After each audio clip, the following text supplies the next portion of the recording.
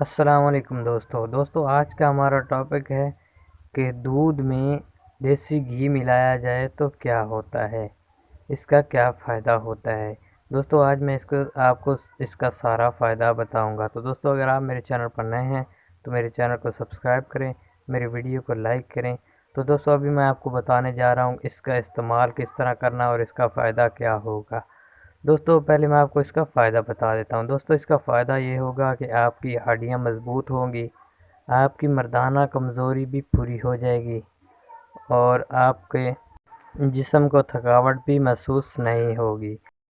اس کا فائدہ یہ بھی ہے کہ اگر آپ کو قبض ہے تو یہ اس قبض کو بھی ختم کر دے گا، اور اگر آپ کو ذہنی ٹینشن ہوتی ہے جس کی وجہ سے آپ بڑے پریشان رہتے ہیں، ایسے ٹینشن میں ذہن ایسا دماغ میں وزن سا رہتا ہے اور سر میں درد سا رہتا ہے، تو یہ اس کو بھی ختم کر دے گا۔ یہ اس کے لیے زبردست اہم طریقہ ہے۔